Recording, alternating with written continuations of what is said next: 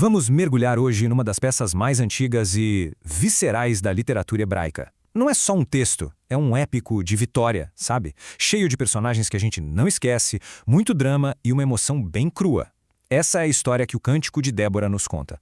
E tudo já começa com esse chamado poderoso. É uma convocação para que a história não seja só contada, mas cantada. E é assim que a gente já conhece a nossa figura central e a natureza dessa narrativa toda. Uma canção de guerra.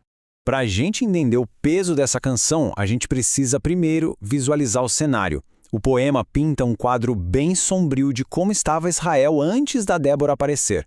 Era uma época de caos e de um medo que paralisava todo mundo. Pensa só, a sociedade estava em frangalhos. As estradas principais, que eram as artérias do comércio, da comunicação, simplesmente abandonadas. Viajar era tão perigoso que as pessoas tinham que pegar atalhos, trilhas escondidas, sempre com aquele medo constante de ataque. E o problema não era só viajar, não. A vida em comunidade, a base de tudo, tinha basicamente acabado. As aldeias, que eram o centro da vida cotidiana, estavam vazias, silenciadas. A crise era total, afetava todo mundo.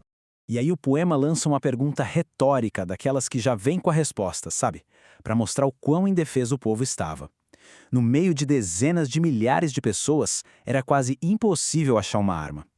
Eles estavam completamente vulneráveis, desarmados diante dos opressores. E é nesse momento que o jogo vira. Nesse vácuo de liderança, de esperança, uma figura se ergue, Débora. E olha que interessante, ela não se apresenta como uma rainha ou uma general. Ela se descreve como mãe em Israel, alguém que se levanta para proteger seu povo. É que a Débora não era uma líder, digamos, convencional. Como profetisa e juíza, ela era a autoridade moral, a autoridade espiritual. E foi ela quem deu o pontapé inicial na rebelião, convocando um líder militar, um homem chamado Baraque, para reunir um exército e ir para a luta. E o chamado dela ecoou. Várias tribos se uniram, formando o núcleo de um exército rebelde.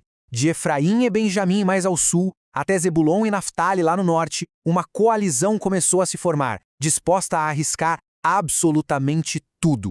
Mas olha só, o poema não passa pano, não. Ele não fala só de heroísmo. Ele também é brutalmente honesto sobre a divisão que existia, porque nem todo mundo se juntou à luta, e a canção tem palavras bem duras para aqueles que preferiram ficar para trás. E esse contraste é gritante. De um lado você tem Zebulon e Naftali, que arriscaram a própria vida no campo de batalha. E do outro, bem do outro você tem Ruben, que ficou entre os currais para ouvir os balidos dos rebanhos. Dan e Asser ficaram nos seus navios e na costa cuidando dos seus negócios. O poema simplesmente não perdoa essa hesitação. E aí a gente chega no clímax da história. A batalha em si não é descrita só como um conflito de homens, é retratada como um evento cósmico, um confronto de proporções épicas contra o general inimigo, Sísera e seu poderoso exército de carros de ferro. Isso aqui é de arrepiar. A canção eleva a batalha a um nível celestial. Não foram só os israelitas que lutaram. As próprias estrelas, o cosmos, se viraram contra o inimigo. É a natureza inteira entrando na guerra. E essa ajuda, digamos, celestial, teve um resultado bem real e devastador no campo de batalha. Uma chuva torrencial transformou o leito seco do rio Quizon numa enchente violentíssima. E a maior arma de Sísera, seus temidos carros de guerra, simplesmente atolaram na lama. Ficaram inúteis. A natureza venceu a tecnologia. Agora, a câmera, por assim dizer, muda de lugar. A gente sai do caos do campo de batalha e entra numa cena silenciosa, tensa e incrivelmente brutal que acontece dentro de uma tenda. O general Sísera, derrotado, foge e procura refúgio, só que no lugar errado. É aqui que a gente conhece a segunda grande heroína dessa história, Jael. Ela não é profetisa, não é guerreira, ela é uma mulher que mora numa tenda. E mesmo assim o poema exalta, a chama de bendita por causa da sua astúcia implacável. E o poema não poupa detalhes, ele descreve a cena de uma forma, quase cirúrgica. Ela o acolhe, oferece conforto, e quando ele tá ali vulnerável, dormindo, ela age. Com uma estaca de tenda e um martelo, ela o executa. É chocante, é calculado e é decisivo. E aqui que o poema mostra toda a sua genialidade literária. A cena corta para a mãe do Cícera, lá na janela, esperando o filho voltar. Ela fica imaginando que ele tá demorando porque tá dividindo os saques da vitória, só que quem tá ouvindo a canção sabe a verdade terrível. O filho dela tá morto no chão da tenda de Jael. É uma ironia dramática que chega a ser cruel.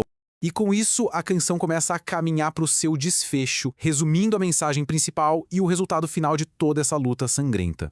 O poema termina com essa bênção poderosa, que na verdade é, ao mesmo tempo, uma maldição para os inimigos e uma celebração para os aliados. Essa é a declaração final do que a vitória significou, o fim da opressão e o florescer dos justos. E qual foi o resultado de tudo isso na prática? Paz. O texto termina dizendo que a terra teve descanso por 40 anos. Esse número, 40, representa uma geração inteira de tranquilidade, que foi conquistada pela liderança de Débora e pela coragem de Jael e dos guerreiros. E tudo isso nos leva a pensar, né? O que faz uma história como essa, tão antiga, tão cheia de violência e de paixão, continuar a nos fascinar por mais de 3.000 anos? Talvez seja por causa dessas personagens femininas tão fortes, ou pela forma como explora a fé e a dúvida, ou talvez seja simplesmente por ser uma história poderosa sobre como, mesmo no maior dos desesperos, a liderança e a coragem podem sim mudar o curso da história.